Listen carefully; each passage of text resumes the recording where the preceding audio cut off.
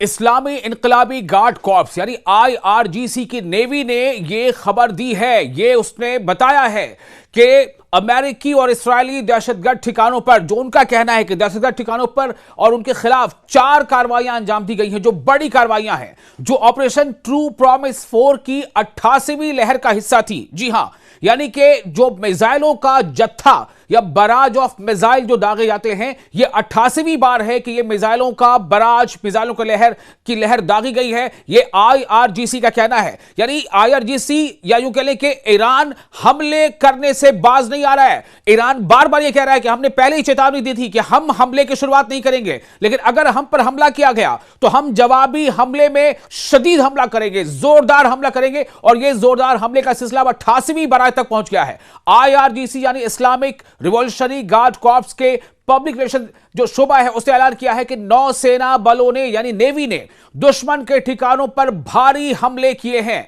उनके बयान के मुताबिक इस्राएली निजाम का एक कंटेनर जहाज जिसका नाम एक्सप्रेस हाफलोंग है, फारस की खाड़ी के बीचों बीच बैलिस्टिक मिसाइलों से निशाना बनाया गया। बयान में आगे कहा गया है कि दूसरी ज्वाइंट ऑपरेशन में, मुश्तरका कार्रवाई में, दूसरे ज्वाइंट ऑपरेशन में संयुक्त अरब अमारात यानी यूएई के साहिल पर अमेरिकी मरीन का एक ठिकाना, जहां वो ईरान की तबाहकुन मिसाइलों के डर से फौजी अड्डों के बाहर छिपे हुए थे, धमाकेदार ड्रोन के जरिए ठीक निशाने पर, बिल्कुल टारगेटेड प्रिसिशन अटैक के साथ ही उसे तबाह कर दिया गया है। यह आईआरजीसी का दावा है। याद करें आप, डोनाल्ड ट्रंप ने क्या कहा था हमले के शुरुआती दिनों में? 28 तारीख थी वो फरवरी की, 28 तारीख को, फरवरी की 28 को एक तरफ बातचीत का जो है सिलसिला चल रहा था, और उसके ठीक उलट, जैसा ईरान का कहना है कि धोखा देते हुए अमेरिका और इस्राएल ने ईरान पर हमले कर दिए थे, तेहरान पर बमबारी की थी। यह वो हमला था जिसके बाद से ईरान ने पलटवार शुरू किया है।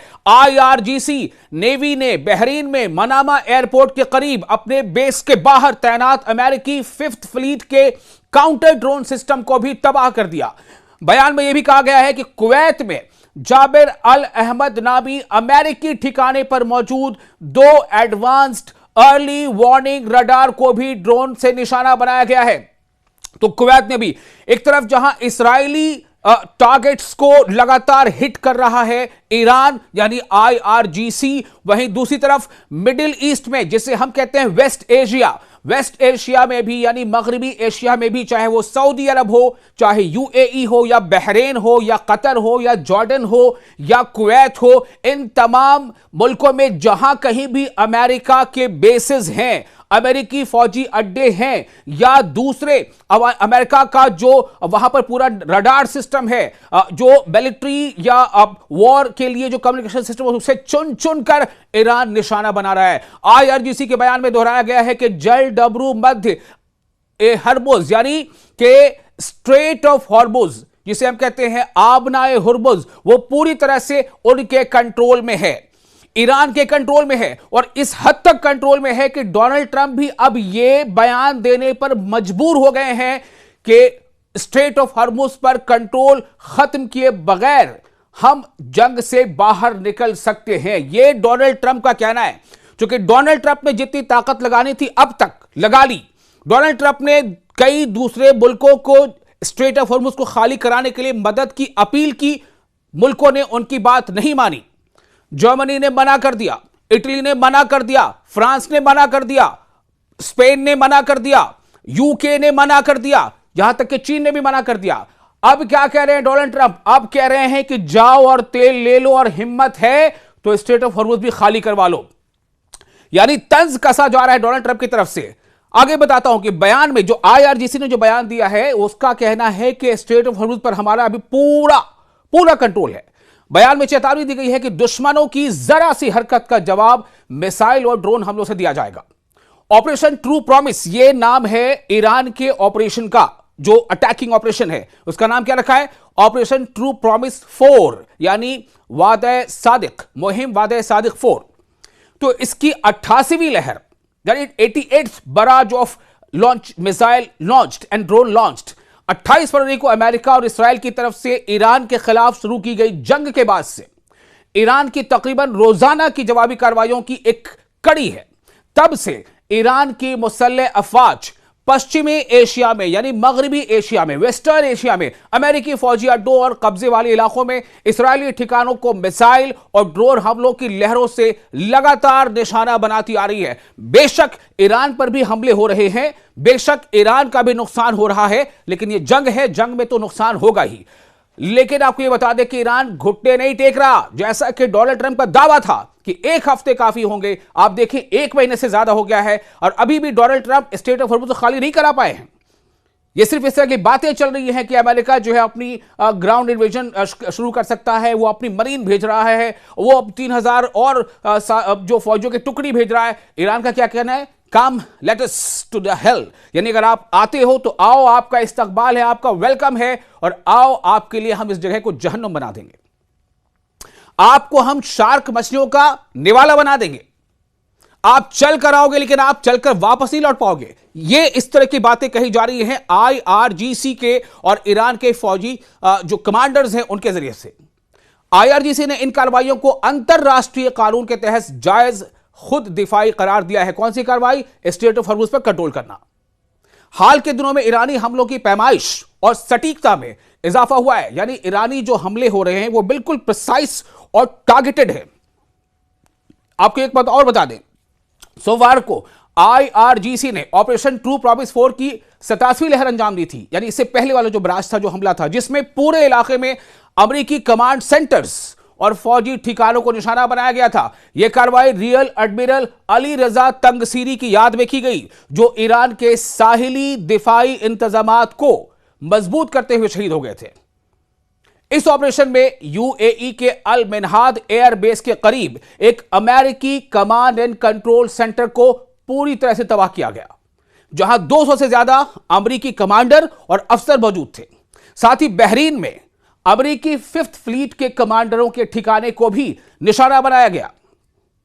IRGC ने अपने निशानों का दायरा बढ़ाते हुए अमेरिकी फौजी सप्लाई चेन से जुड़े इक्तिसादी ढांचे को भी, यानी जो इकोनॉमिकल एस्पेक्ट है, जहां से जो है इकोनॉमी मजबूत होती है, उस ढांचे को भी शामिल किया है। 28 मार्च को एक हमाहंग मिसाइल और ड्रोन कार्रवाई में ईरान ने UAE में एमिरेट्स एल्यूमिनियम यानी EMAL, जिसे शॉर्ट में एमाल कहा जाता है, एमिरेट्स एल्यूमिनियम प्लांट, जो दुनिया की सबसे लंबी एल्यूमिनियम प्रोडक्शन लाइन है, और बहरीन के एल्यूमिनियम बहरीन, जिसे शॉर्ट में ALBA अल्बा कहा जाता है, यानी एल्यूमिनियम बहरीन, इस प्लांट को निशाना बनाया। यह कब हुआ? जब इसराइल और अमेरिका के हमले में ईरान के स्टील प्लांट को निशाना बनाया गया, तो उसका तुर्की बदुर के जवाब देते हुए टिट फॉर टैट दो एल्युमिनियम के प्लांट्स को निशाना बनाया गया, जो या तो अमेरिकी अलाइज के मुल्कों में थे और या फिर उसमें अमेरिका का बहुत बड़ा शेयर था। इसीलिए निशाना बनाया ईरान ने उसे दो एल्युमिनियम प्लांट्स को। अब आपको ये बता दें कि ये दोनों अमेरिकी सरमायाकारी से चलता था। इसके लिए इन्वेस्टमेंट किसने की थी? अमेरिका ने। और अमेरिकी फौजी इंडस्ट्री को सप्लाई में अहम किरदार अदा करता था, यानी कि यहां से जो प्रोड्यूस निकलता था, जो प्रोडक्शन होता था इसका, वो अमेरिका के मिलिट्री के लिए उसका इस्तेमाल होता था, यहां के प्रोडक्शन का, यहां की चीजों का। इसलिए ईरान ने इन दो एल्यूमिनियम प्लांट को निशाना बनाया था। यह हमला ईरान की इंडस्ट्रीज पर अमेरिका इसराइल के हमलों के जवाब में किया गया, जिनमें इस्फहान और खुजिस्तान सूबों के दो बड़े स्टील प्रोड्यूसर्स भी शामिल थे। तो लगातार ईरान हमले करता जा रहा है, इस हद तक हमले कर रहा है कि डोनाल्ड ट्रंप बार बार अपने बयान बदलने पर मजबूर हो रहे हैं। कभी वो कहते हैं कि स्ट्रेट ऑफ हॉर्मुज़ को मैं खाली करा दूंगा, कभी कहते हैं कि आओ दुनिया के तमाम मुल्क को हमारा साथ दो, हम स्ट्रेट ऑफ हॉर्मुज़ खाली करा देंगे, फिर कभी कहते हैं कि हमें नहीं कराना, हमें स्ट्रेट ऑफ हॉर्मुज़ से कोई मतलब नहीं है, जिसे वहां से तेल गुजारना हो वो खाली करा ले।